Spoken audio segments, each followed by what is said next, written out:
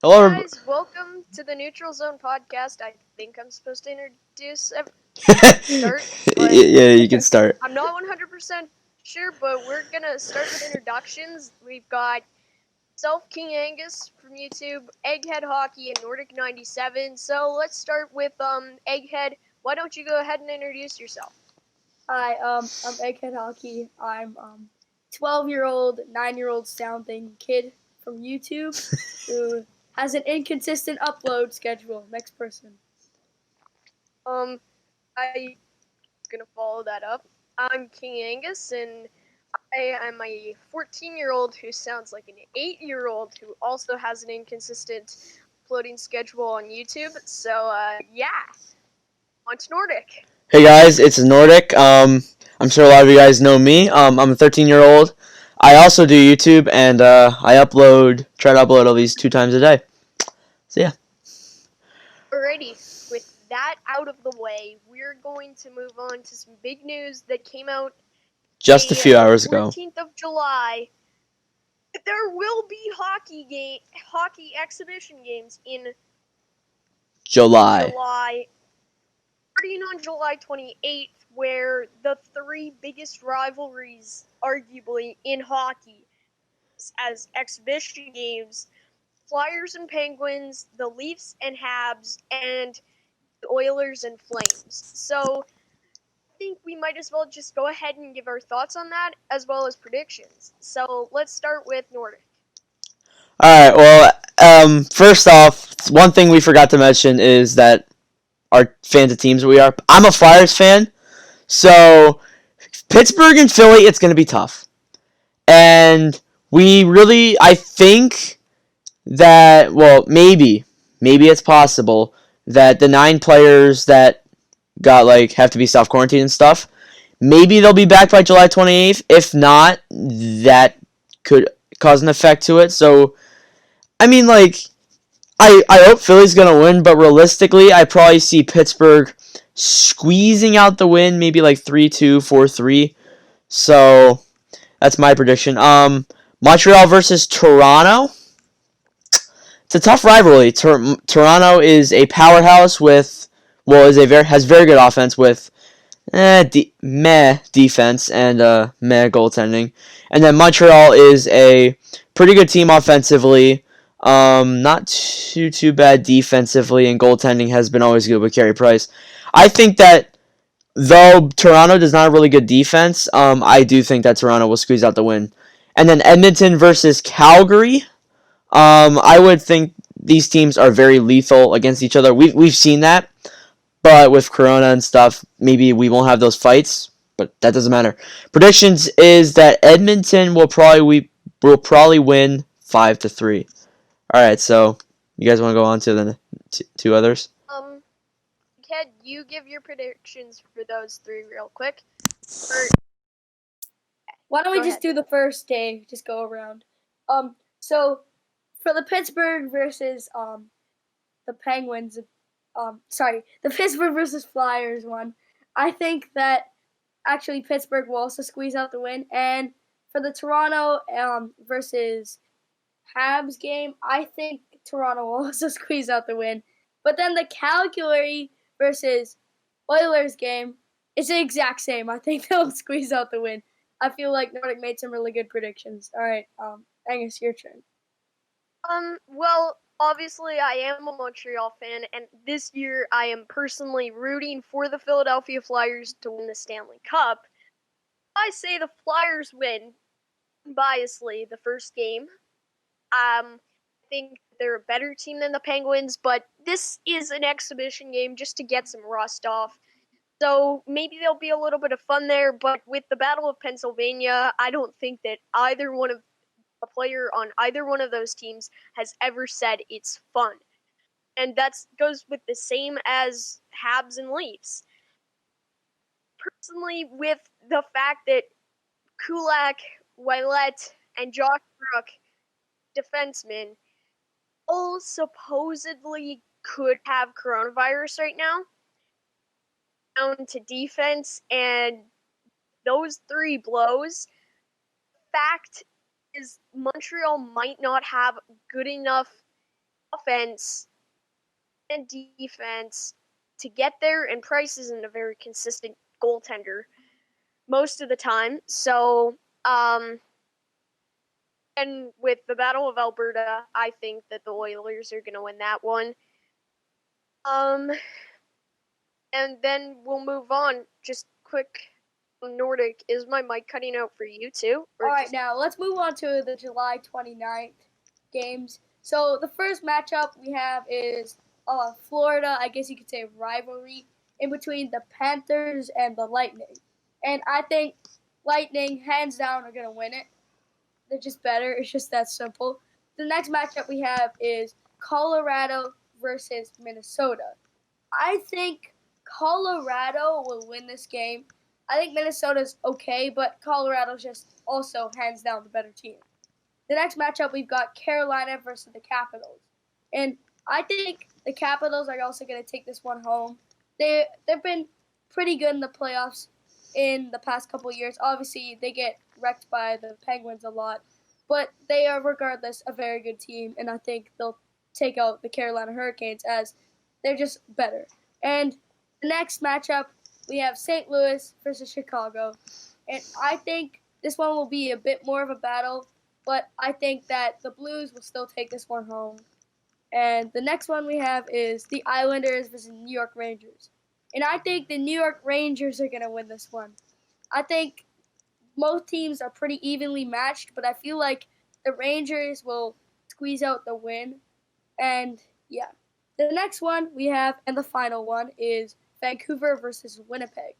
And I personally think, unbiased, obviously, that Canucks will win this. I am a Canucks fan. I'm going to pass the mic to Nordic 97 now.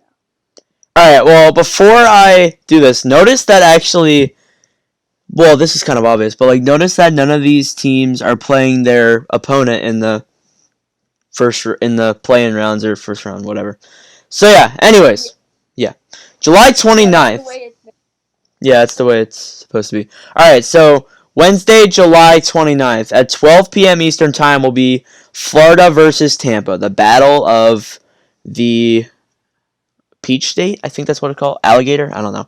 Anyways, with that, I think that both of these teams, well, Tampa has everything good. I think they have really good offense, really good defense, really good goaltending.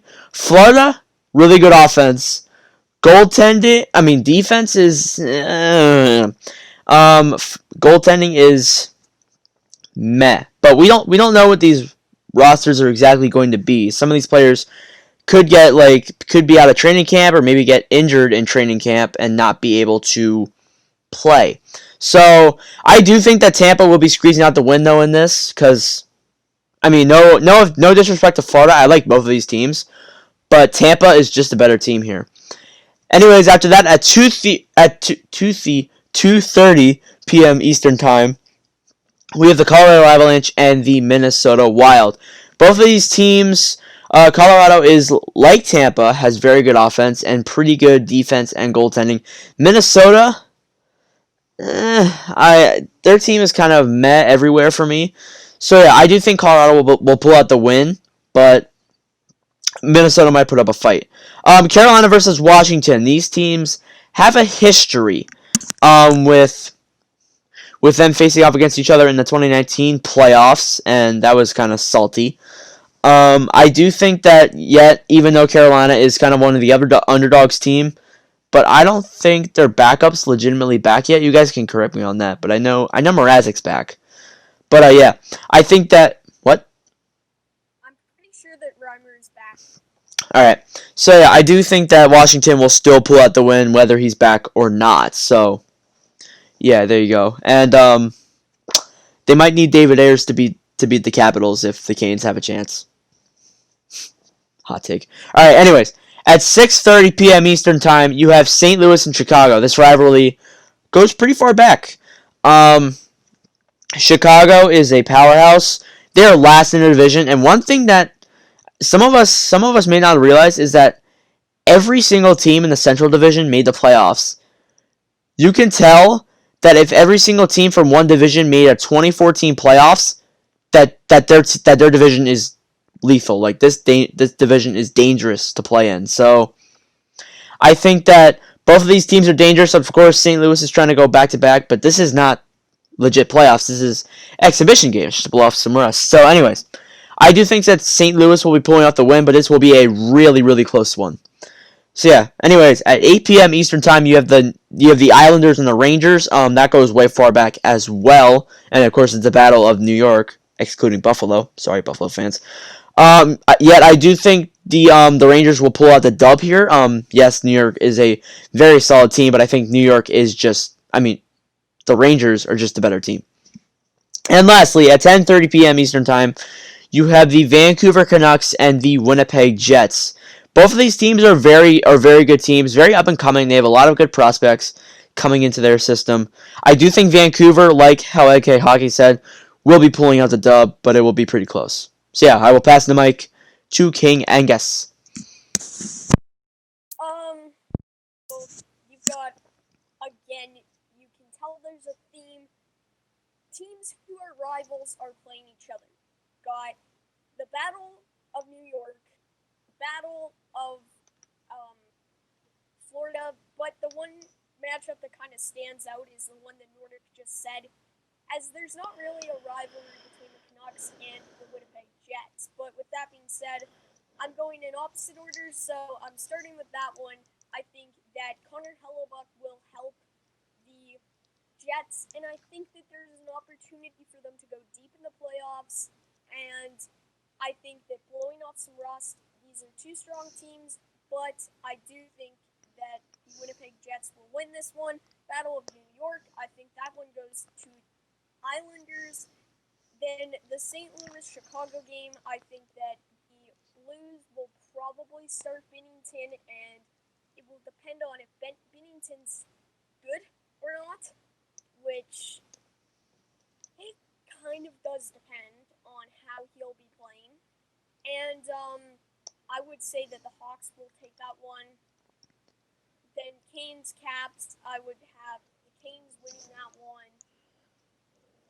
Wild and Avs, that one's going to be a pretty entertaining game. I'm not sure if Kaprizov is able to play in that. However, I do think that the Avs will win. And the Lightning and Panthers, is that even a question? The Panthers are definitely not going to win. And the Lightning have a chance of going deep in the playoffs, and I'm just going to start Thursday, July 30th matchups. The Panthers and Stars, obviously, a little bit... Panthers and Stars? Predators and Stars. Also, just to go over something you said earlier, Kaprizov, Romanov, and Sorokin will not be playing inside the play-in round and the exhibition games. Okay. The play-ins or exhibition? Neither. They won't be playing till 2021. Okay. But anyway, I think that the Predators and Stars are a pick of mine to go deep. I think the Stars will win that one. Bruins versus Blue Jackets, same thing with the Bruins. They're going to go deep. I think the Blue Jackets might get an upset here, though. And then the Vegas Golden Knights versus the Arizona Coyotes. This is a potential first-round matchup after the play-ins. But I do believe that there is an opportunity that the Arizona Coyotes can pull this one off, and I think that they can go deep if Darcy Kemper stays healthy. So Kemper, if he plays instead of Ronta, I think that this one will go to the Arizona Coyotes. And let's move on to Egghead. All right, so on July 30th, actually the day before my birthday, we have at 4 p.m. Eastern Time, Predators versus Dallas Stars. And I think the Stars are going to take this one home. The Predators have not been the greatest this season, even despite signing Matt Duchene last offseason. He was relatively disappointing. And overall, that's kind of a way to describe the season. It was just disappointing. The next matchup we have is Boston versus Columbus at 7 p.m. Eastern Time. And Boston, I think they'll take home the win because they're an absolute powerhouse on both ends of the ice. But I think Columbus will put up a fight, as that's kind of what they've been doing all season. They've sort of just been putting up a fight and holding in. The next matchup we have is at 10 p.m. Eastern Time, and that is Vegas versus Arizona. I think Vegas will take this one home, but I think it's going to be very close, as Vegas is a good team, but Arizona is also pretty good, and I think they're similar on skill level. I think Vegas is a little better, though. I'm going to pass it on now to Nordic 97 for his predictions. Alrighty. So, Predators versus Stars at 4 p.m. Eastern Time. This is becoming a pretty big rivalry, in my opinion. These teams, they faced off in the Winter Classic, which ironically was the first thing that I covered on my channel. Self-promotion. And that was a pretty big game, and I think that Nashville will be carrying on their saltiness after Dallas coming back in that game to this game. But yes, it is exhibition. So I do think that that Dallas is the better team than Nashville. Nashville's kind of starting to go downhill a little bit, in my opinion. And I think that Dallas will win this game by not too big of a margin, but still by at least 3 goals. Boston versus Columbus. These teams, well, so did Nashville and Dallas. They faced off in 2019 also. Boston and Columbus faced off in 2019 round 2. Boston, of course, beating Toronto. And Columbus sweeping Tampa Bay. But Boston pulled out the win, but that doesn't matter. This is now. That was the past. So with Boston versus Columbus, I think Columbus could pull out an upset, as Angus and Egghead said, but I think that Boston will be getting the win. So Vegas versus Arizona. Now, me being a fan of both of these teams, it's kind of lethal. So I think that both of these teams, Vegas, I think will beat Arizona, but Arizona could pull out an upset.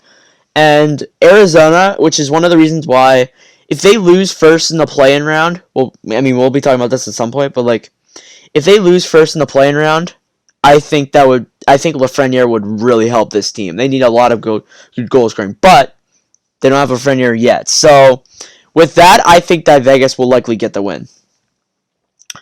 All right, so Well, if Arizona loses, they don't necessarily get guaranteed. Well, yeah. They get 12.5% of getting him. Well, yeah. Yeah, you're right. They definitely would need a cornerstone player. But here's the thing. Sorry to cut you off, Egghead, but if the Goats lose, do they enter a rebuild? I know that they have Chychrun, but besides Chychrun, they don't really have a young core. Keller, Chychrun, that's basically it for young guys. Kemper's almost 30 years old. Ranta is, 35, I want to say? And you have to think, how long has this rebuild for Arizona been? And they kind of, as soon as Kemper got hurt this year, they went downhill.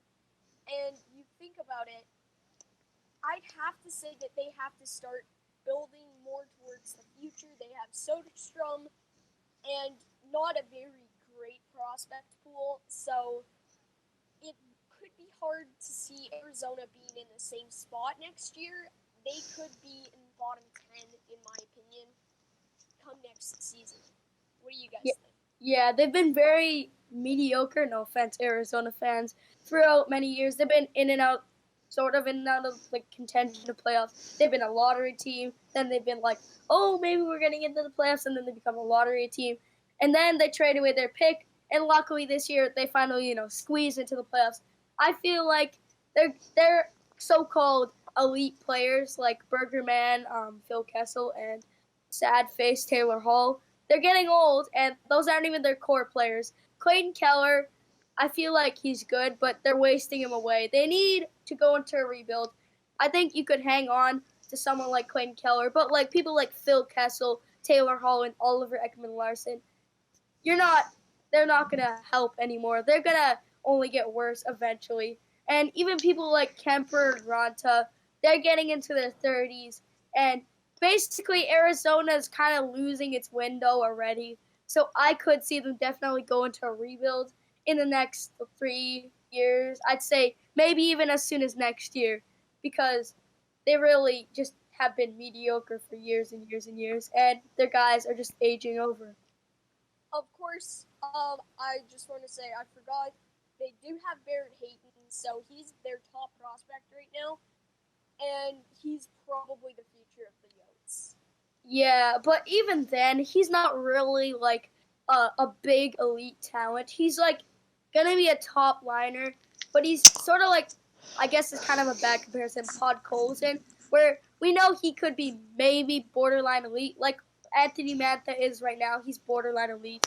Like Barrett Hayton isn't going to be a franchise cornerstone player. He's going to be a good elite maybe player, but they need like a franchise level player who will be the cornerstone and who they can build around. Exactly. I would compare Hayton to a guy like Brendan Gallagher, who he's good, but he isn't enough to quite bring the talent in just one player. Yeah, exactly. Like, Gallagher is a solid player and all, but, you know, he's not carrying the team like a Jack Eichel or like how, I guess, Elias Persson used to do last year. But, yeah, I don't think they can depend their whole future on Barrett Hayton and Soderstrom. They need a new prospect, and they need a new star prospect soon. What do you think, Nordic? Now, being a fan of this team for years, 3 years,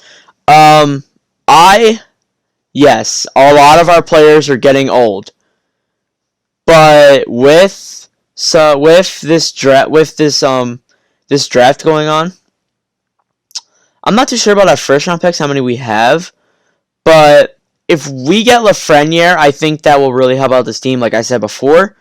If we don't, I don't necessarily think we'll go into a rebuild. I still think we have the keys and pieces to at least be. I mean, we went into a rebuild. We basically did. Remember back in 2017-18, the first year I was a fan of this team, we lost like 20 straight games without. We went 20 games into the season without a regulation win, I think. Yeah. Just to ask, who would be those keys and pieces? And also, I believe Arizona has no first round picks. I believe they sent their first round pick to New Jersey when in the Taylor Hall trade, I believe it was. So they Great. currently have no first round pick, which is bad because you coming back to your Lafreniere point, if they lose, the Devils get Lafreniere. Or unless there was a protection, I'll go look at that. There's a top 5 protection on that pick. Oh, okay, thank you. I did not actually know that. I was about to go check that while you were talking. Oh, thank God. Who would be those keys and pieces that you would use in the future, Nordic? Now on offense, it's Clayton Keller. Clayton Keller, I mean, yes, he's my favorite player, but I think last year, and you could even say this year, I think that he's not done the best as he could back in 2017-18. I still think he's really underrated. But I think it's Clayton Keller for offense is one of the key pieces. I really can't think of any players on the Yotes. Yes, there's Keller, there's Barrett Hayton. Chychrun, I agree, our defense is too old. We have so many old players. We have so many old people on our defense, it's not going to be fun. And you got like Goligoski, Larson, and even Chychrun. I think he's like 23 now, and he hadn't done anything really notable. Yeah. Just to come back to your Keller point, I think he's gonna be like someone like Gallagher or maybe like Besser, where they get like 60, 70 points per season, but mainly just goals. Like these past 2 seasons, he has not reached 50 points. He played the whole season last year at 47. This season he had 44 and 70. So yeah, he is a little underrated, but at the same time, he is not performing the same as the 17-18 season, and he definitely has been a little bit down in recent years. Yeah, I agree. There's one more thing I want to add is they might actually have enough if they send a decent prospect, a couple picks, and maybe. I don't think that they have what it takes to re-sign Taylor Hall, but I think if they send a guy like Ekman Larson and enough of a package around him, they could potentially be in the market for Jack Eichel. Yeah. Ooh. So I think maybe after this, we should also talk about where Taylor Hall will go, because I feel like that is still a lingering topic. Anyways, to continue on the Arizona thing, yeah, I agree. They maybe could just maybe squeeze out enough to trade for Jack Eichel, but really, what would they have to give up that they wouldn't like? What would they give that they are willing to give that is worth Jack Eichel? Like Phil Kessel, it's not that good anymore. No offense. Taylor Hall, Phil UFA. Kessel was a third liner all year. I know. Exactly. Exactly. I think he's on the downhill point of his career. Oliver Ekman-Larsson declining. Darcy Kemper, not worth a Jack Eichel. And Antti Ranta, same thing. He's declining like hell. So literally, they would basically be giving up a lot of core pieces to go for Jack Eichel. So although it's a possibility, it would not be smart. It would force them. It would force them more into a rebuild. I think if they gave up the pieces to get a Jack Eichel. That would be true, but however, I think more people would probably want to go to Arizona than Buffalo to play hockey. And but to be honest, you look at it, and Keller isn't their best forward. Kessel isn't their best forward. Nobody's talking about who their best forward actually is. Everyone's saying, "Oh, Oh, maybe I forgot about someone. this guy." What? Is it Lawson Krause? Because no, not well, maybe. No, Connor Garland. Good. Connor Garland, I meant. Connor. Garland is all right, but I have to say that Christian Dvorak is very underrated in my eyes, and Oh my I goodness. think he's Oh, I forgot about him. he's the best forward that the Arizona Coyotes have. I agree. I forgot about him. Back to my point, they have a lot of pieces, but they don't have pieces worth Jack Eichel. Dvorak will be a top 6 forward, but he's not worth Jack Eichel. Garland will be a top 6 forward, but he's not worth Jack Eichel. He'll be good, but he won't. Like they have a lot of pieces, but they don't have that many valuable pieces. So my point was, it'd be giving up a lot of pieces for one really valuable piece. Yeah, exactly. But anyway, should we move on to the long list of players who are unfit to play? Oh yeah, there is a lot, but these could kind of change, but you don't know. All right, let me bring up this Trish. There's 19 people that I have written down in a Google document. I'm gonna start off with my favorite player. What was that, Egghead? We'll do some analysis on like the more bigger impact players and how this will affect them, right? Yep. Yeah. Well, anyway, for my favorite team, what was that?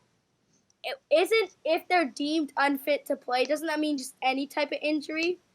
And does that mean that they're going to miss the rest of the playoffs? Just to clarify. Not necessarily. Some could come back, but they're not fit to play at the start of their training camp. And basically that's it. But okay, I have one more thing to clear up. Ferland should technically be on this list, but that's because he has a concussion. He's had it for you don't really recover from concussions, but he had a concussion during this year and it's still affecting him. But he'll probably be ready to play by the time the playoffs will start. So just to clarify that for our viewers, that's why it's not on the list. Anyways, carry it away, King Angus. But anyway, starting off number 1, my favorite player is deemed unfit to play, and out of 3 players from the Montreal Canadiens who reportedly have coronavirus, and there were 3 players, not including Max Domi, who weren't at their practice day 1. Brett Kulak was probably the biggest name there, and he's my favorite player, and if they don't have the Kulak-Petrie second pair as a staple, and they don't put Weber and Mete together, I don't see there being any chance, even though on this list there are 2 goalies of the Pittsburgh Penguins who are not there for training. But anyway, so number 1 on the list is Brett Kulak. Number 2 on the list, Xavier Ouellet. 3, Josh Brook from the Montreal Canadiens. Then Corey Crawford of the Chicago Blackhawks. That's the big name. He's obviously going to be the starter after they traded away Robin Leonard for not nearly enough at the trade deadline. Oh, yeah. I have to say that Crawford is the guy, and Malcolm Subban is not good enough to beat the Edmonton Oilers at all. So if then Colin will, what was that? If Crawford is out, they're gonna. It's That no question that Edmonton's gonna win the series because Subban may be a good goaltender, but even then, he's not like a proper starter. He's like a fringe starter, and Edmonton's offensive firepower is just too strong for, I think, a 25-year-old goaltender. So, well, I mean, you never know what these players are going to be. Like, as I said, well, we know this. The playoffs are unpredictable. You can't really predict the playoffs. I mean, at the same time, when you're predicting things, you gotta play the odds. You know, you can't just say, but yeah. Oh my God, Louis Eriksson, he's gonna score a point per game. But Yeah, he's gonna have 5 goals in one game. But yeah, I agree. But yeah, definitely. I agree. What? Sorry. No, you go ahead. This definitely affects the Blackhawks big time. Cause let's say Crawford's out and Subban's a starter. First off, who's the backup? I can't even think of the backup. Colin Delia, I think. Colin Delia. Oh, okay, him. All right, so He's not even that good though. So well, I've never even heard of him, so that must mean something. So like, first off, he's your backup. That might not. No offense to any of these players, but that might not be very good. Subban, he did. I mean, I'm not demeaning his play or anything, but he did all right in Vegas, I guess you could say. Before that, I don't even know if he played before that, to be honest with you. But I think heading into Chicago, he's not a starter. No way. All right, Angus, continue. Yeah. But continuing with the list, we've got Colin Wilson, Buddy Robinson, Dylan Dubé, Timothy Liljegren. Liljegren. It's a weird one. Jack Johnson, Matt Murray, Tristan Jarry, Dominic Simone, Zach Aston Reese, Chris Letang, Justin Schultz, Zach Trotman, and Nick Bukestad, all from the Pittsburgh Penguins. Obviously, you have Jarry and Murray on that list. Those are probably the 2 headline guys. But And Letang, too. Yeah, also Letang. Zach Aston Reese had a very scary, underrated season this year. Very under-the-radar player for the Penguins, and I think he might be one of the stronger players for the Pittsburgh Penguins. And, of course, you've got a staple of the defense and a guy who has been kind of a second or third pair defenseman for quite a while, but Chris Letang being out really would hurt the Penguins if he doesn't have the ability to go back. Yeah. With all these players missing, you can go. With all these players missing, you know how they were debating that the Canadiens were going to win, and then they just shut it down immediately? Well, I think that now that all these players are missing again, I think maybe if these guys don't make it back, I think that the Canadiens might have a chance at winning this. Because Matt Murray, Tristan Jarry, who else is going to be their goal? Who else? I forget who the guy's name is. They don't have anyone else. Oh, no, what's his name? Smith. Yeah, DeSmith. Didn't he score a goalie goal in the AHL? Or was that Jarry? I can't remember. DeSmith, even then, DeSmith isn't necessarily a starter. And also, Zach Aston Reese, I feel like, yes, he's a good player, but at the same time, he's more of a two-way guy. He only put up like 13 points in 57 games this year. And I feel like the biggest loss is Tristan Jarry and Matt Murray, of course, because who else is going to play? But I feel like the Chris Letang thing, is going to be big because they've got the three big guys, Crosby, Malkin, and Letang. And yeah, they're still good without Letang. But Schultz and Letang are some of their better defensemen. Like, besides them, and Jack Johnson's not really that good, but he's just like a reinforcement guy. But besides those three, that's half their defensive lineup. Who else is like a big impact defenseman that they've got? I think if all these guys don't play, the Canadiens will have a bigger chance of winning. Angus, I think you said something. I go last. Brian Dumoulin is another pretty big impact player on the Penguins defense. Oh yeah, I agree. I mean, I feel like Dumoulin's a good defender, but he's not like the big. I think Marino is also kind of a big guy. Yeah, but I'm pretty sure that the top pair all year has been Letang and Dumoulin. Yeah, yes, I agree. Right now, you're correct. Yeah. So Dumoulin and Marino, if all those guys hold out, will be the top line, and that's not necessarily a bad line. But behind that, they've got Marcus Pettersson, and there's no one else. There's it's all AHL. AHL team very well, but half your lineup being AHL players, that isn't good to say the least. Yes, the Canadiens aren't a great team, but the Canadiens will have a higher chance with the Penguins being weakened heavily. I would rather have Lafreniere than go anywhere. Well, now, you guys aren't. Well, you guys might be pointing this out. All due respect, but we're 2 weeks away, and let's say maybe only 1 or 2 or 3 of these players are available by then. Yes, that's bad. Depending on who the players are. But, let's say if all of them aren't out, that's bad. Because because Tristan Jarry, huge, much better season than is probably the best season I've ever seen this guy play. And he kind of reminds me of Jordan Bennington a little bit. Does he remind you of that, guys?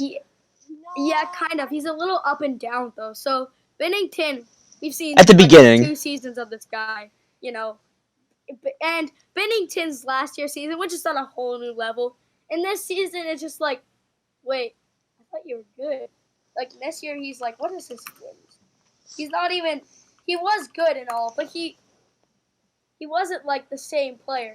And I don't think, despite Jarry having a great season, I don't think we can still compare Jarry to Bennington's last season. Because if Bennington was never called up, St. Louis wouldn't have won the Stanley Cup, to be honest. They were the worst team.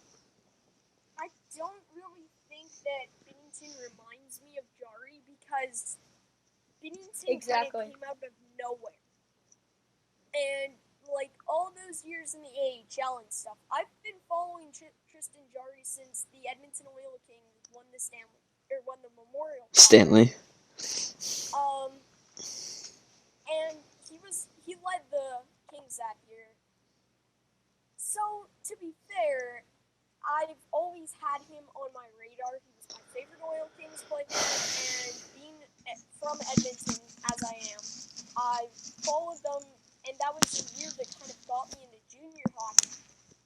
I think that a guy like Tristan Jarry compared to Jordan Bennington, that I really don't think so. But, who did I say in my playoff predictions that could be a Jordan Bennington type player? Igor Shesterkin? No, it's Hart? I'll think of it. Carter Hart? No, Okay. Okay. Alright, well, anyways. Yeah. Back on the topic of the list, let's move on with this list. So the next and 2 final players are Derek Stepan and Michael Grabner. And these 2 guys, they're not in their best points of their career. Grabner has been up and down, and I don't think he'll make a big impact. Same thing with Stepan. Well, he's okay. He's not great this year. I believe he had 30 points. I'm gonna fact check that, but I'm pretty sure he had less than 30 actually. Well, he had 28 points in 70 games exactly. Well, He was not a big impact. Sorry. is Christian Fisher a center?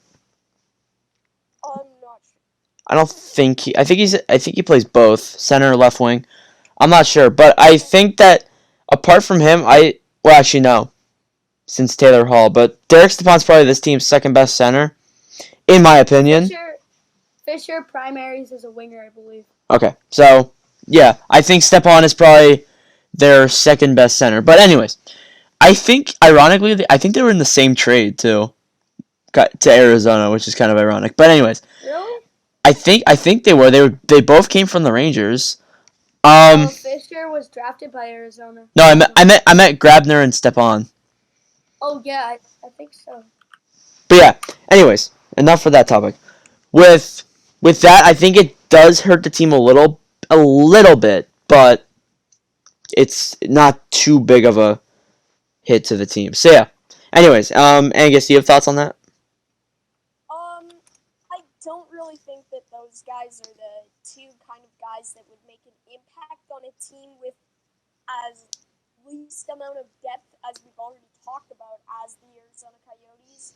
So personally, I don't think that they do impact with it, but honestly, you'll never really know when it comes to hockey because every player has a hidden role.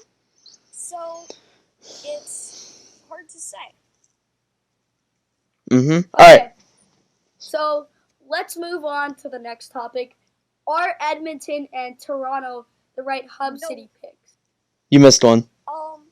Why are players opting out of playing? Now, first off, I have my list here of all the players that opted out. So, well, there's also the assistant coach of Florida. Forgot to add him in here. So Travis Hamonic for Calgary, Sven Bartici for Vancouver, Mike Green for Edmonton, Kampfer for Boston, Carl Osner for Montreal, and then other ones that really weren't opt-outs, but they pretty much were. Zach Trotman for Pittsburgh. Now, a lot of people think that he opted out for, he just opted out. He did not opt out. He actually got taken out for medical reasons. And then Roman Polak for Dallas, of course, no duh. He signed with the Czech Republic. So, thoughts on, do you think any of those players will hurt the team impactfully? I think Mike Green and Carl Osner might, but apart from that, not really. Carl Osner's been in AHL for, I believe, 2 years. Oh, well, never mind then. Mike Green, sorry, yes, you go. If Brett Kulak doesn't come back, Osner or Ouellet, Osner is the kind of guy who could make an impact on Montreal. He could be the guy that they would need if Kulak or Ouellet or Brook don't come back before it starts. Yeah. And he has that also extra veteran presence, I guess you could say. And there also is Max Domi and Capo Caco. We haven't really gotten anything confirmed, I believe, from either of them. They both have illnesses that make them more mortal, I guess you could say, to the coronavirus. And Max Domi, he has 3 teammates now that have been gotten the virus, and that could change a lot. It could actually force him not to play because the virus is actually very, very risky and close to him. So he may be. He's cleared and back in camp though. Pardon? He's cleared and back in camp though. I know he's in camp, but he has 7 to 10 days to decide whether he's going to play or not. Well, that's true. Yeah, that's right. So, yeah, you could go now. Yeah, Domi and Kako, those are 2 guys. I think that Capo Caco's for sure going to play, but Max Domi, it's the situation. I talked about this with Nordic the other day.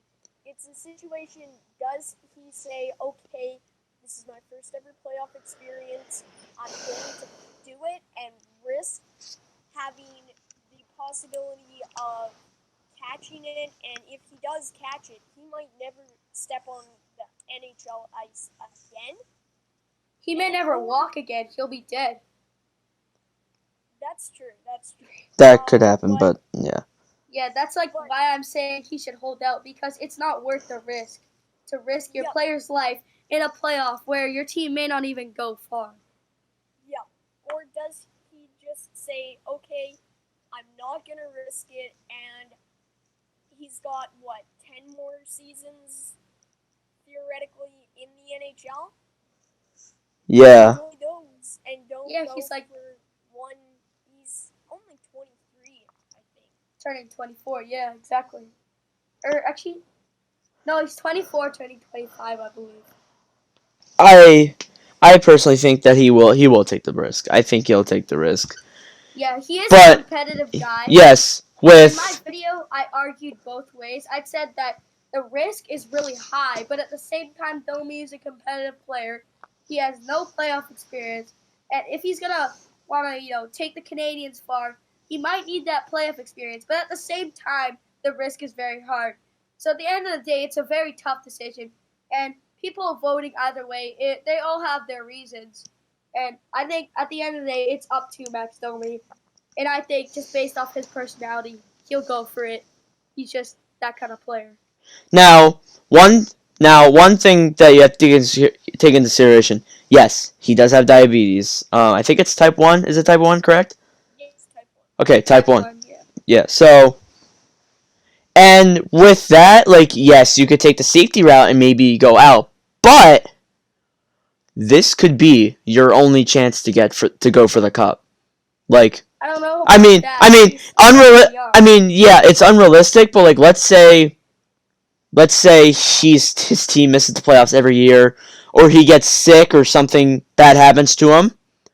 This could be his only chance to go for it. You never know. If you're saying that it's his only chance, yes, it's his only chance. But this is also, if he gets another chance, this is probably the worst chance he has. Exactly. The Canadiens basically got in by fluke. Let's be real. Like, yeah, they got in by a point? They were the last team in. So sorry, I think it was decimals. Actually, I'm not even sure. Rest in peace, Buffalo. But anyways. Yeah.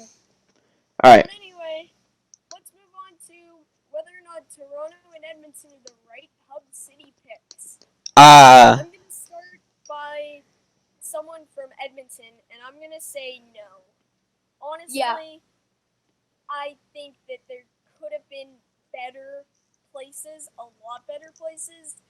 And sure, there's low cases here in Alberta, but it could spike up at any time. No offense to any Albertans listening. Exactly. We are very stubborn. Exactly. It could spike up tomorrow for all we know. Yeah. And in Toronto, I feel like they weren't I think the Edmonton pick wasn't the worst pick they could have made. I feel like I predicted that Edmonton would be a hub city just because of the case count.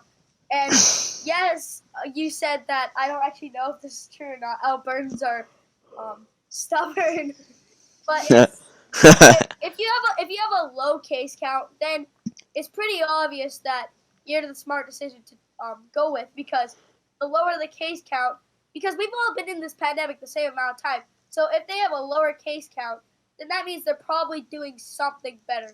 I feel like it should have been Vancouver and Toronto. Yes, I'm biased. I'm from Vancouver. But they've been doing or just like BC in general has been doing a very good job at containing this virus. And I don't feel like Toronto was the correct choice. But I knew it was going to be a Canadian place. So I knew that for sure. Yeah. Anyways, yes?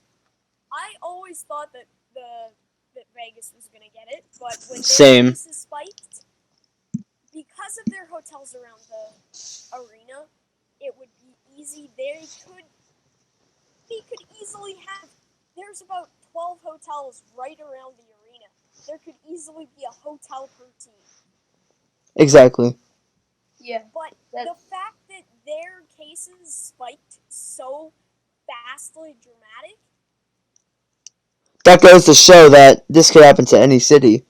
Exactly. Exactly. But what I was no say. offense to Americans, they sort of have a freak situation where I'm not going to get into politics or anything, but they had obviously the protests. Yeah, we're having stuff going. You guys are Canadian, but I'm American. There's a lot of stuff going on in this country. I'm going to try my best to keep politics out of this, but and just views and stuff. But you get my point. There is a lot of, and I'm fine with all the protests and all, but there is a lot of stuff going on in there. Yeah, and with the rioting and such. Honestly, it's fine.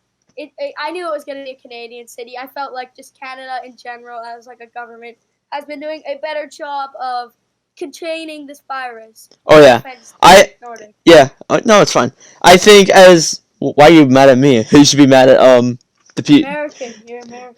Well, yeah, So I think Canada was really smart when it came to this. As soon as COVID cases started spiking up in America, Canada was like, "Nope, shut down all the borders." I think that's literally what they did. They were like, "Nope." Yep. So they contained it as best they could. Yeah. They could have done better. They could have gotten to it faster, but again, I'm gonna just take the high road and stay out of politics, just as Egghead said. So Yeah. So I shall we mean, move on to the next topic? Or? I haven't discussed yet. Okay. So yeah, I knew it was after Vegas, after the stuff that went down in Vegas. I knew that it was going to be a two Canadian cities. Was Edmonton the right choice? Yeah. Well, yes, I think it was one of the right choices. There could have been multiple right choices. Well, when you think about it, Vancouver could have been one, but then how did Vancouver get dropped out again? I think they just didn't want it. I'm not exactly sure. I'm Why- a little fuzzy on that topic, but I think they just didn't want to risk it. And also, I think there was some rules in British Columbia that they weren't letting up on. So I think that also caused the struggle. Yeah, that's true. Good point. But with Toronto, I think that it's not really that smart to go with Toronto. And also, Exactly. we got to point this out. How about Hotel X? I'm sorry, what is that? I know. That's stacked. Oh, you don't know what Hotel X is? I have no clue what Hotel So, like, there's two hotels for the Eastern Conference. Hotel Y, I think, has all, like, the wild card teams and stuff in it. And, like, all the players that, like, in 2014. Hotel X has, like, Boston, Tampa, Philly, Pittsburgh, Washington. Like, they have, like, all the rivals in just one hotel. So, yeah. Okay. It's crazy. Alright, anyways. We can move on to the next topic now. All in all, Edmonton was an okay choice. Toronto, not really. Alright. Next topic. We have the Lindy Ruff hiring. Now, we're a little late on this. But, with the I feel like podcast... this is going to be a very short topic, to be honest. I mean, oh no, it's gonna. What else is there to say he got hired? It pretty much goes into like we might as well just pair these two topics together. The Lindy Ruff hiring and why hasn't Peter Laviolette and Gerard Gallant been hired? Because like we're gonna be talking about the same things in there. So I think it was very dumb for the Devils to sign Lindy Ruff. Like no disrespect to Lindy Ruff. I think that this could positively affect the Devils, but you have Gerard Gallant, who with Vegas, he led them to the Stanley Cup Finals in their first season. Why wouldn't you go for that? I mean, like, yes, I don't know what goes on in the Devils office, but still. And then there's Peter Laviolette as well. I mean, there's others like Mike Babcock, but he won't be in the NHL for a long time. But anyways, with that, I think that it's very dumb by the Devils to not hire those two players. What do you guys think? I personally think, you go ahead, Egghead. Yeah, I think at the end of the day, coaches do make a big impact. But at the same time, like, does it really, like, yes, like, they could have hired, like, Laviolette or Gerard Gallant. But at the same time, they probably got fired for a reason. And it's not, like, the biggest deal. Yes, they might have done better under, like, Gerard Gallant or Peter Laviolette. But I assume Lindy Ruff will still do a good job, because just because he led them to a first-year Stanley Cup doesn't mean it was all him. It was also the players. They all had, like, breakout seasons and stuff. But coaches help, yes, but they don't help in such, like, an exponential way. Yeah. So yeah, do we? Oh wait, Angus, I don't think you gave your point. But anyway, I personally think that Mm-hmm. All right. All right. So with sorry. Lindy Ruff isn't exactly a great fit. Sorry, I was just reading the sheet as everyone's editing it. Yeah. But Lindy Ruff isn't exactly the best hiring. I think that Laviolette would have been my first choice, and Gallant would have been my second choice. But, however, I do think that it could work out. But it's really hard to say with that. Yeah. Hiring It's. as a coach, they could either have a breakout or really, really suck. Mm-hmm. I mean, could be worse. Could have been yeah. yo. At the end of the day, they hired a good coach. Yes, they could have hired someone better, but they still hired a coach. It's like, Exactly. yeah, it's like, yeah, exactly. Like, yeah, they're better coaches, but it's not like they're gonna suck under this guy because it's not like Lindy Ruff is that much worse than Laviolette or Gerard Gallant. It's just that he's a little worse, and it's a smaller change, and they maybe would have done better with like development and stuff because they're rebuilders, of course, if they had been under those guys. But at the same time, they're probably still gonna do well under Lindy Ruff, you know? Mm-hmm. Yeah, I agree. All right. Okay, let's move on to the next topic. Fake Besser trades. Obviously, all the Brock Besser rumors have been announced that there is no chance that Vancouver is going to trade him, and I can see why. Besser is a key piece. 2 years ago, he was a nominee for the Calder, if I recall correctly. And Besser is a very good young player, and you've got Pedersen, Besser, and Quinn Hughes. Those are three amazing players to build around. And then Thatcher Demko kind of came out of nowhere and became, okay, I'm not really good, out of and nowhere. I'm a very good player. And I mean, he's been in our system a lot of time, and we've thought about him and talked about him very highly. I feel like he hasn't exceeded expectations. We still think he'll be an elite goaltender, but we thought we were losing hope for a little while, and then he sort of came out of nowhere. I guess you're right. But yeah. You were saying? Jacob Markstrom had an amazing season as well. And whether they re-sign Markey or not, Demko is the kind of guy that can lead the team in the future. And honestly, PD, Demko, Hughes, and Besser Horvat, are Miller. amazing. Oh yeah, Horvat, Miller, and all you need to do is build that defense up a little more around Quinn Hughes.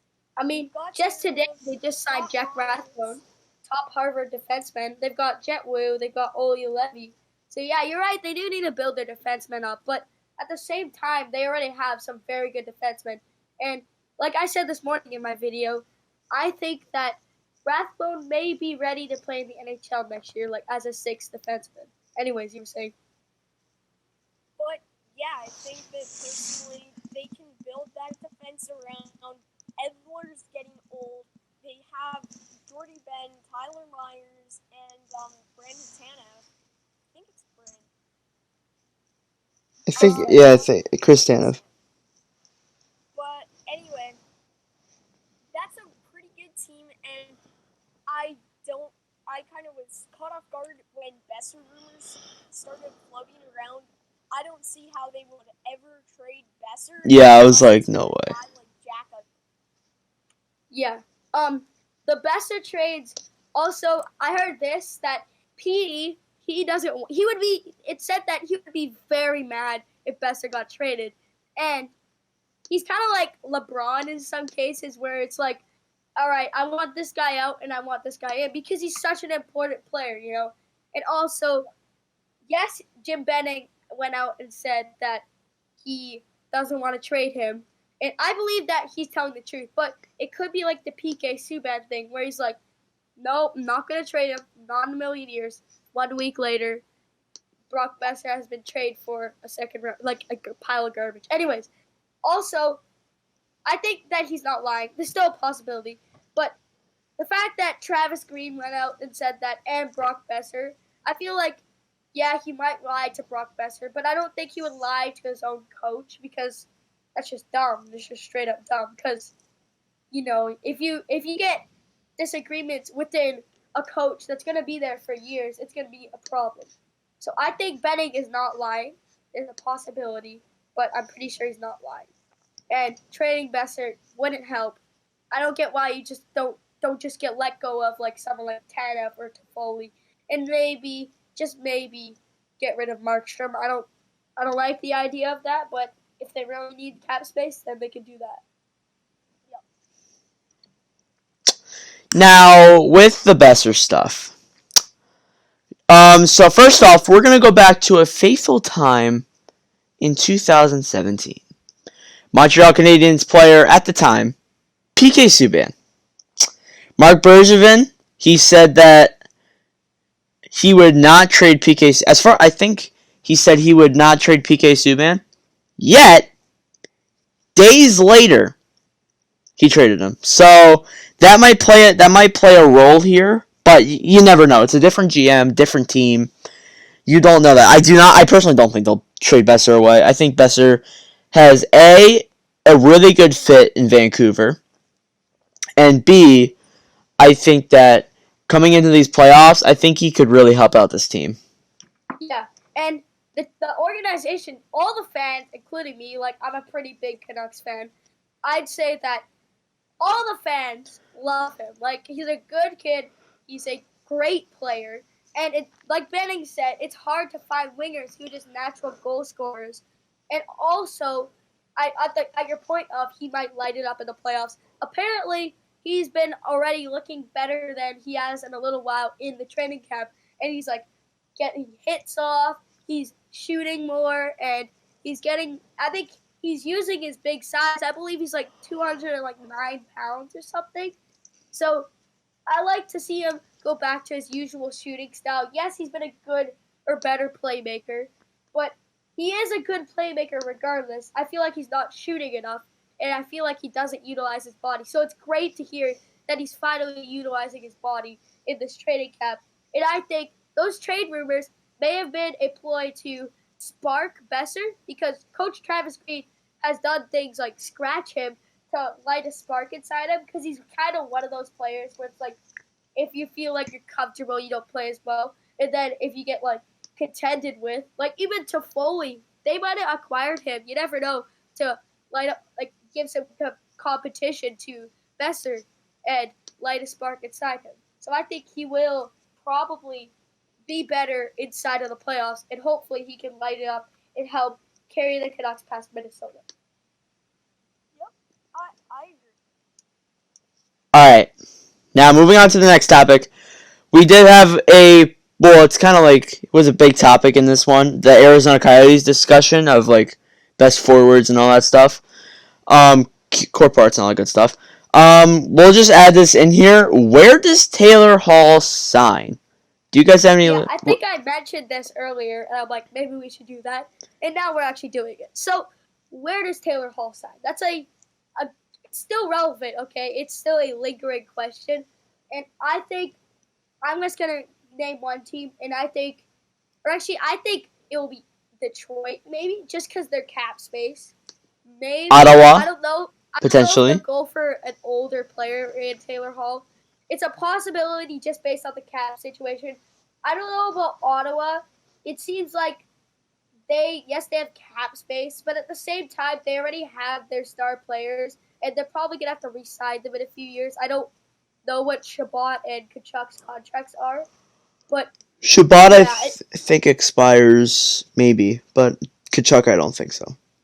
Whereas Detroit, they've got Larkin locked down, and they don't have Mantha necessarily locked down, but they have more space than Ottawa. And like I mentioned in one of my videos, they could maybe explore trading Mantha.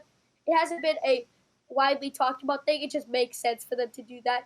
So they will have the space, and although they may be worse than Ottawa, they're just in more of a position to sign big name players, because they're not like Ottawa where they don't like want to spend money. They want to spend money, but they just are lucky enough to have a lot of cap space. whereas Ottawa has a cap space because they're a cheap team. And another team that I'll pass it to someone after this that comes to mind is Colorado. I believe they were heavy pursuers in the trade deadline, or whenever Hall got traded. I think it was mid-season. And they've just been known to pursue big-name players. So I think they have sort of the financial position to maybe go for Hall. I don't know if it's necessarily the smartest move with McKinnon becoming a free agent soon. I don't know if it's this year or not. So, yeah. I'll pass the mic to King Angus. Well, so basically, a team that comes to mind for Taylor Hall would definitely probably be Montreal. They were in the talks to get him at the deadline when he was flipped from Arizona, but I would have to say that the real front runner would probably be Ottawa, or a sneaky team might be the potential of, if they can hang on to Matthew Barzal, Ooh. the New York Islanders. Ooh. Ooh. Cap space is an issue, but you've got a guy like Everly that you can flip out of there. Anders Lee is not on an ideal contract, but I could see Lee going, and I would like to, if I was in the Islanders' shoes, I would like to hold on to Jordan Everly because the Everly-Hall connection was lethal in Edmonton, and it could be back if he ever goes there to the New York Islanders. Okay. Yeah, I think the Islanders thing. I don't agree with that, but maybe later in this podcast we could talk about will Matthew Barzal get offer sheeted. But let's stay on topic with Taylor Hall. So the Islanders thing, I don't necessarily agree. I think they might want to get him. I don't think they will be able to because, yeah, you could maybe flip like Everly or Lee. That's like a big maybe though because I don't like. Yes, they're good players, but I don't think they're worth the price tag, and I don't think anyone is willing to take on that value without like having an absolute steal of the trade because they're losing money. Most people would probably be losing money. $7 million for Anders Lee is a lot of money. Mm-hmm. And yeah, Nordic, what is your opinion on the Taylor Hall potential free agency? Now, first off, one thing that you guys didn't realize is that when he got traded to the Coyotes, there was conditions. So these all picks. It's just yeah, all picks. yeah, so but that's what really matters. yeah, well, these go to the Devils. So I mean, it's worth mentioning them off. So first selection with New Jersey will see Arizona's first round pick for 2021. All right, so the third round pick that they got can upgrade to a second if the Coyotes win a playoff round, or if Taylor Hall re-signs in Ottawa.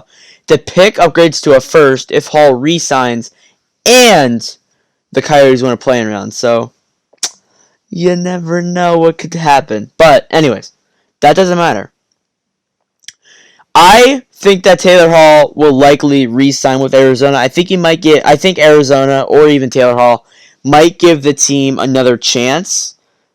Because, when you haven't given him the full season, and especially with the season pausing and all that stuff, it adds to that. But if he were not to re-sign with Arizona, Detroit, of course, is a front runner.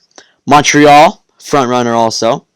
Ottawa, not really, but I could kind of see Ottawa going out for him potentially, but no. And so yeah, I think Detroit would probably be the best option for this team. So yeah. Okay. Sorry, you go. Yeah. Oh boy. You can go. Sorry. Oh my god. Okay, I'll just talk then. Actually, no. You just go. Just go. It's fine. Sorry, this is really awkward. We just had some technical difficulties with Angus's mic Oh, cutting okay, out. I thought he was just going silent. His mic isn't working. Yeah, your mic Yeah, cut off for a like second. 30 seconds. We were like, "What? This is the most awkward thing ever." We thought you like forgot, and we are just like, It's alright. It's alright. It's alright. I can edit it out. But anyways, Okay, I think we're on to Lindsay Trophy finalists, correct? now Uh-huh. I think, as far as I know, I think they're McKinnon, Panarin, and Draisaitl. Yeah, you're correct about that. All right, predictions. McKinnon. He is very well liked throughout the league. He was very valuable. He played without his key wingers this whole season, and he still managed to put up very, very, very good numbers. So, and just the fact that, he's just really well liked in general, I think that will carry him up a lot because the players obviously vote on this. It can't be like someone like fan where, no offense, Boston fans, he's a complete weasel. So, Oh, there's no offense there. I think they know that. Yeah. So I think McKinnon will win it, or Panarin. I think Draisaitl's a little bit more quiet when it comes to like personality things. I think he's just there. Yeah. I personally think Draisaitl has to follow up before he wins a trophy like that. He has to show that this wasn't a fluke season, and I don't think he can show that just yet. So, with that being said, I would have to say it would go to either Panarin or McKinnon, who have had amazing seasons for the last 3 to 5 years. Yeah, but yeah, you go. Sorry. So I personally do think that my pick is Artemi Panarin, but if Draisaitl keeps it going over the next few years, then I would say we slot in Leon Draisaitl is a 100% good player. I'm not saying he isn't a good player. However, you look at it, and would he really have done that without McDavid? I know he wasn't on the same line, but you look at it, and I believe he scored over almost 50% of his goals on the power play, which the power play had McDavid. Mm-hmm. Yeah, that is. I agree. I think Draisaitl is his own talent. I don't think he is his own talent in the way that he performed this year. I think he's a franchise player, but he's not like McDavid where he's like a super generational player, where he's like once in multiple decades. So, Draisaitl, okay, this is a really big wound and probably, or like just like a very salty topic for Oilers fans. I don't know. I think you're a Habs fan, right? Even though you're from Alberta. Yes, I am. So I think a lot of people don't think Leon Draisaitl would be as good as he is without McDavid. And I'm a little bit both ways. I think this season was great because he played well and he played without McDavid. But at the same time, that power play point, that is a very good point. I don't know if it was 50% of the goals, but you're right. He did score a lot on the power play. So the fact that he still depends on a lot of his offense on McDavid, I don't think he has the respect of the whole league yet, and I don't think he'll win the Ted Lindsay. But it's cool that he still became a runner-up. I agree with you guys. I think Draisaitl needs to follow it up with another year, prove this wasn't a fluke, and I wouldn't necessarily say just like Kucherov, kinda. But yeah, anyways, he's not a finalist. I do think it will be. I don't know about that. Yeah, I do think it will be McKinnon or Panarin. I personally think it'll be Panarin, but Panarin's just done absolutely incredible this season, and yes, the stuff that's going on with McKinnon, I think Panarin will probably be the person that wins it. So yeah, all right. Okay, so Moving on. Move on to our next topic. Voice crack. Yes. Yeah. Story of the year. Now, our last topic too. Yeah. Yeah. Or do you want to do the bonus topic of do you think Matthew Barzal will get offered?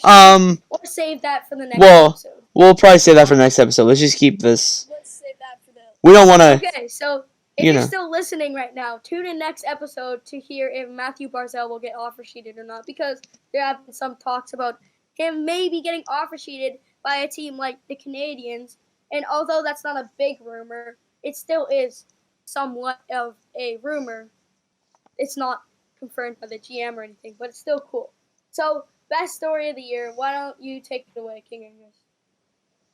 I'd have to say, as a Montreal Canadiens fan, best story of the year is David Ayres. It was obviously a once-in-a-lifetime sort of thing. You saw it with Scott Foster, but besides Foster, not much has happened with that, and Exactly. All right. the Exactly. emergency backup goaltenders exist. And Yeah. not, it's kind of the role that no one knows of in the National Hockey League. And Yeah. it's there, and when it comes around where they need it, hey, they can perform and they can play well, and David Ayres showed that he could play well against a team that he could have easily, it was his favorite team, so he could have easily thrown the game so that the Leafs won, but he didn't. Okay. So, In my opinion, the best story of the year. Sorry, what are you saying? no, you go ahead.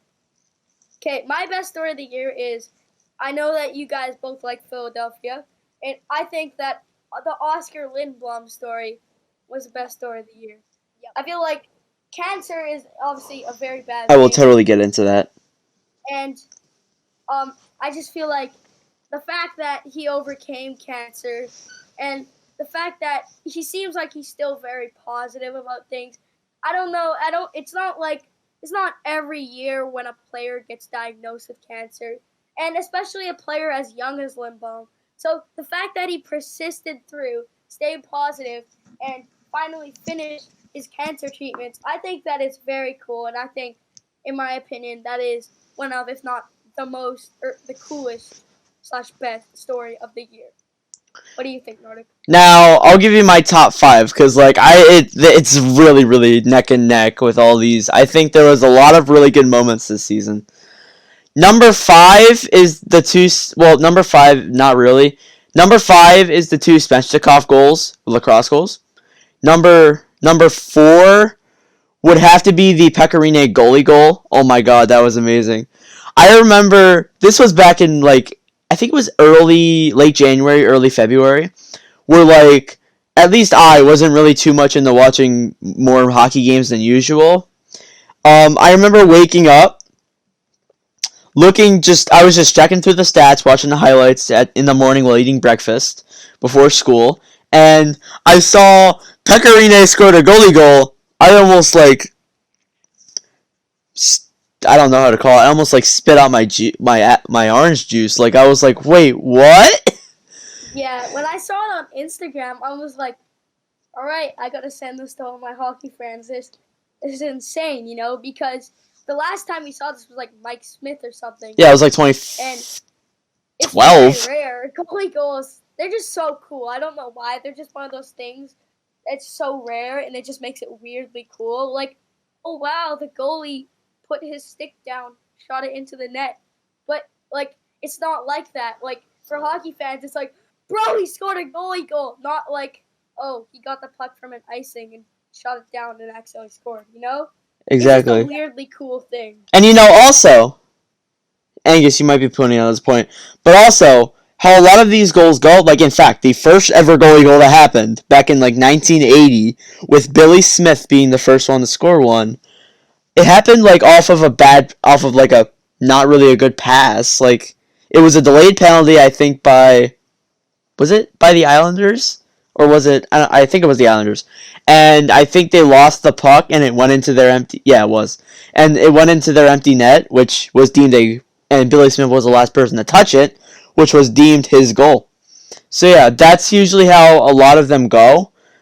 But I think he became one of the 16 goaltenders, including Ron Hextall, Marty Brodeur, Billy Smith, of course, Mike Smith, all those players. And he became the 16th one to score a goalie goal. So yeah, that was a pretty high ranking in there for me. Angus, what were you going to say? I wasn't gonna say anything, but continue your list. Oh, number 3 had to be the Oscar Lindblom. Now, I'm going to get into this being the Flyers are my favorite team. I talked about this with another YouTuber that we could have on the podcast at some point, Off the Wall Hockey. I talked to him on a collab that I did with him a few weeks ago. It wasn't a few weeks ago, it was like a week ago. About the Flyers and their hype going in the playoffs. I think that the Lindblom story is the reason why we are at the point where we are now. I can't talk. Before that, before Lindblom got diagnosed, we were mediocre. I mean, fun fact, I was at his last game before he got diagnosed with sarcoma, because I think he missed the Colorado game after that. But anyways, with that, I think we played really well after that. We had that absolutely abysmal road trip in like late December, early January. Oh my god, that was horrible. After that, though, we didn't lose that many games. So you think Lindblom inspired them? I think Lindblom motivated them and inspired them, yes.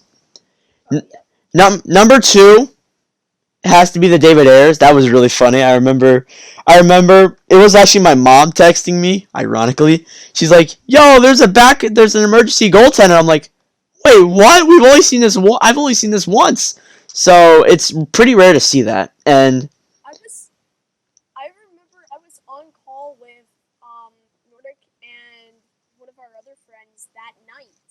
yeah, we were. That's right. We were all shocked, and our other friends are Carolina Hurricanes fans, so everyone was just in disbelief that it happened. Exactly. And Yeah. Like, I had a hockey game the next morning, and all of us, we were just on, like, one of my friends had Shaw, so we were all just watching the replay of it on his phone, and it was like, and then we looked up all, like, the memes and stuff. It was pretty funny. oh my god. And then the Steve Dangle, did you guys see the video that Steve Dangle made after? Oh my god. Yes! To a 42-year-old Zamboni driver Who works for this? I know, right? So, number 1, this actually made me tear up a little bit when I heard this moment. Bobby Ryan coming back after his huge story with the alcoholic. Oh my god, I saw this game. I was watching it from my house. Ooh, And I'm like, what is Bobby? How is he so good now? He scored. Yeah, I'm not gonna spoil it. You explain. where he scored the hat trick, his first game back after going into alcohol rehab. Oh my goodness, I was actually kind of tearing up when I was watching the highlights, cause you have a player that goes through something like this, and they come back in their first ever game. They get such a warm welcome by the fans. They score 3 goals. That's not only is it like exceeding expectations like crazy. Like I don't even expect them to score a goal in their first game back, to be honest with you. But I mean, like, if it happens, yes, it will be emotional. But like 3, that's insane. Yeah. And the fact that all the stuff he's been through with his life, like his dad being wanted by the FBI, him having to change his name, and like he's had a very against the odds story. But I felt like, I don't know why, this may be kind of controversial, but I felt like the Oscar Lindblom story was a little less dark and a bit more inspiring. That's kind of I agree. bad, but like, you get my point. I think the NHL is trying. I think just because the way the NHL is, they're obviously more of like from an advertising standpoint. I think they'll just pick Lindblom because of that. Yes, I think Bobby Ryan had an amazing story, and it's very cool to hear about.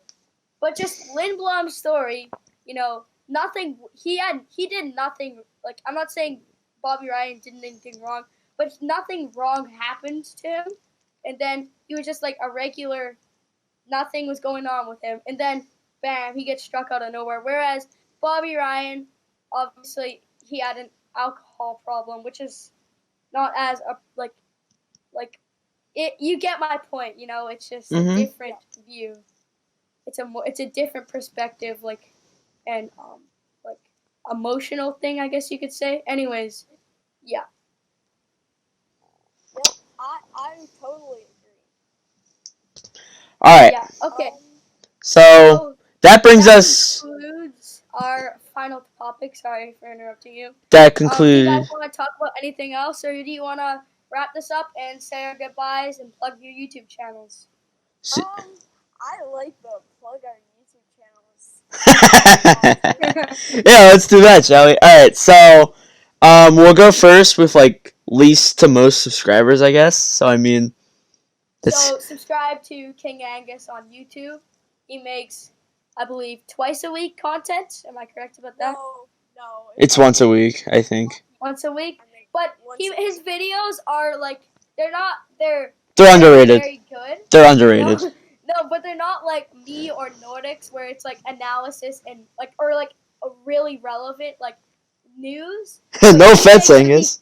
these really interesting videos on like Anthony Cirelli, how he went from 0 points to a Selkie contender. So I feel like if you're looking for something just like interesting and stuff, go to King Angus for sure.